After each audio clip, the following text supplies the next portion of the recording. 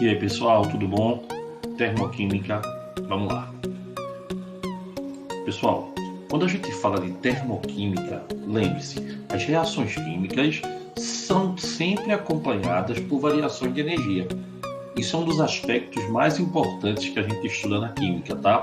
Então, pessoal, o estudo da energia e das transformações químicas, ele é realizado de um modo geral pela termodinâmica, que você estuda em física, tá certo? E a termoquímica é um ramo da termodinâmica. E o que é que ela estuda exatamente? As variações de energia na forma de calor.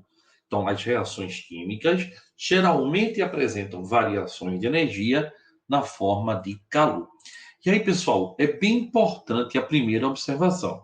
Cuidado para não confundir temperatura com calor. Calor é energia que transita entre corpos que têm temperaturas diferentes.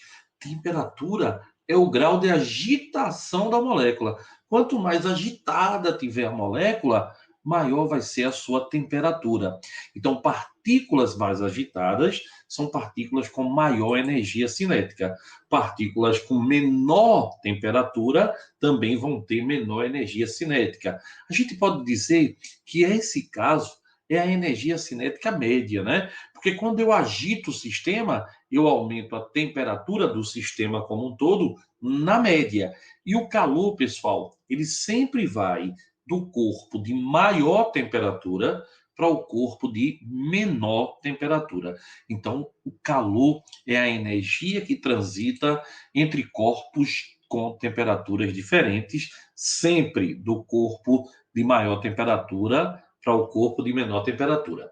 Então, olha bem, de acordo com a calorimetria, existem dois tipos de calor. Você conhece já, é o calor sensível e o calor latente. Aquele que dá a formulazinha, calor sensível, macete, né? Que é MC delta T, e calor latente ml. Mas o que é um calor sensível? Pessoal, o calor sensível é aquele que causa variação de temperatura nos corpos. Já o calor latente, ele não causa variação de temperatura, ele causa mudança de estado físico. O calor latente, ele causa a mudança de estado físico. Então, por exemplo, você tem o calor latente de fusão da água, da fusão, a mudança do sólido para o líquido. 80 calorias para cada grama. Então, lembre-se, calor sensível e calor latente. Gustavo, e o que é o calor específico? Pessoal, isso não é aula de física, não. Mas o calor específico é a quantidade de calor necessária para variar 1 grau Celsius em 1 grama de substância. Então, o calor sensível é o calor que eu tenho que dar para a temperatura variar de 1 grau Celsius para 1 grama de substância. Não é interessante? Então, é um conceito que não é para decorar, não. É para entender. A unidade de energia no sistema internacional é Joule, ou Joule, né? E a outra unidade muito comum é a caloria. Aí lembra, uma caloria tem 4,18 joules, ou 4,2 joules. Tá certo? Então, pessoal, uma caloria, olha, alterar o quê? 1 grau, tá? De 1 grama de substância entre 14,5 graus e 15,5 graus, no caso da água.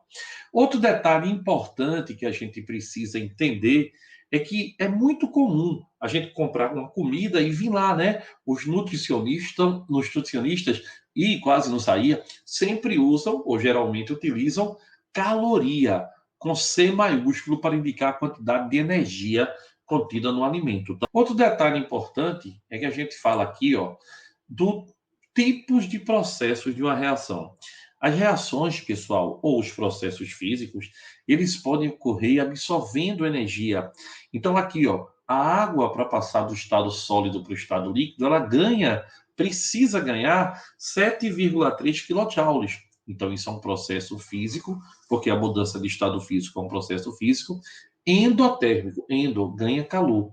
Olha aí, ó, carbonato de cálcio, para ele sofrer a decomposição em óxido de cálcio e CO2, ele precisa ganhar 188 kJ. Então, aqui, ó, CaCO3 mais 188 kJ, dando óxido de cálcio e CO2. Ganhou, é um processo endotérmico.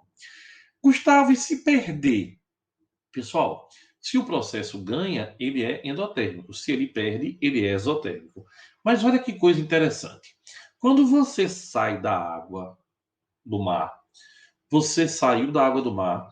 Quando você levanta, você sente o quê? Geralmente. Se for de tarde, então, sente frio, porque o vento bate em você e ele evapora a água. E evaporar é um processo endotérmico. Então, ele absorve a água do seu corpo para a água evaporar. Logo, é um processo endotérmico, você perde calor, sente frio. Aqui a gente tem uma experiência. Essa experiência mostra uma reação endotérmica. Olha que interessante. Pessoal, a reação é entre o nitrato de amônio, que é um sal, e hidróxido de bário, que é uma base, tá? Essa, pessoal, há uma absorção de calor que faz a temperatura ir lá para baixo. Ela diminui em torno de 9 graus. 9 graus. Então, você bota a água embaixo do, da vidraria e aí você vai notar que vai congelar embaixo do Erlenmeyer. Olha que interessante. Pessoal, quando colocar o hidróxido de bário, ó, essa temperatura vai, ó, menos 9 graus, vai esfriar, tá certo? Então, é uma reação que você vai ter o quê? Olha para aí. Esfriar a tal ponto que a água que está embaixo, ela congela. Então, é uma reação que absorveu o calor da água, a água virou gelo. Ela esfriou, ela é endotérmica. Então, toda vez que você sente frio, é porque está acontecendo um processo endotérmico na sua pele, por exemplo. Legal? Olha aí, ó, mexeu, mexeu, mexeu. Tem, né, que homogeneizar e aí a temperatura vai lá para baixo, ó, menos 9, acelera, acelera, acelera. E agora, quando ele tentar tirar, ó, tira não, meu amigo, congelou. Porque a água que a gente colocou embaixo perdeu todo o calor, porque absorveu o calor, né? O processo endotérmico da reação. Essa reação absorveu o calor, então ele sentiu lá se esfriar. Já você tem os processos exotérmicos. O que é um processo exotérmico? É aquele que libera calor. Então, toda queima é exotérmica. Queima é combustão. Então, as combustões são processos exotérmicos. Toda queima é um processo exotérmico. Isso mesmo. Toda queima é um processo exotérmico. Outra coisa interessante aqui, ó, é uma reação entre o permanganato de potássio. Vê, pessoal, a gente vai fazer aqui a chamada mistura quente. Olha aí, permanganato de potássio. Cuidado, viu? Não pode fazer essas reações, não. E, ó, C3H5OH3, que é o propanotriol, glicerol ou glicerina. Vê, preste atenção, ó para aí. Vai puxar um pouquinho, cuidado. Aí. E aí, ó, pessoal, espera um pouquinho. Olha, olha, olha. Profundamente exotérmica a reação. Então, pessoal, reações que liberam calor exotérmicas, reações que absorvem calor, reações endotérmicas. As mudanças de estado físico, lembre-se, passar do sólido para o líquido e do líquido para o gasoso, onde você quer separar, é um processo endotérmico. E todo processo endotérmico no sentido é exotérmico no sentido contrário. Tá certo? Pessoal, é importante você agora prestar toda a atenção possível. O que é entalpia? A gente vai ouvir falar muito de entalpia, representada pela letra H. Pessoal, olha bem, não confunda entalpia com energia interna de um sistema, tá?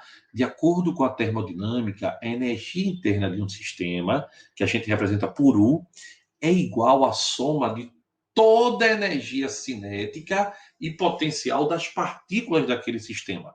Na prática, o valor exato da energia interna de um sistema não pode ser calculado. Você pode calcular a variação de energia interna que acompanha um fenômeno físico ou químico, que a gente vai chamar de ΔE ou ΔU. Muito mais comum chamar de ΔU, variação de energia interna. E o que é a variação de energia interna? É a quantidade de calor que pode ser liberada ou absorvida, depende da reação, menos o trabalho realizado pelo ou sobre o sistema. Depende se no caso do gás você está sofrendo uma compressão ou uma expansão. E aí, pessoal, é importante que você perceba o conceito que vai te seguir nesse curso, que é o de entalpia. Os processos que você estuda, os trabalhos realizados são trabalhos mecânicos de expansão, positivo, e compressão, são negativos. E esse cálculo é dado pelo trabalho, é a pressão pela variação do volume. Pessoal, não se esqueça, a entalpia entra agora. O que é entalpia? É a quantidade de calor liberada ou absorvida sob pressão constante. Exatamente. É a quantidade de calor liberado ou absorvido sobre o quê? Pressão constante. Legal? Então, entalpia é a quantidade de calor liberado ou absorvida a pressão constante.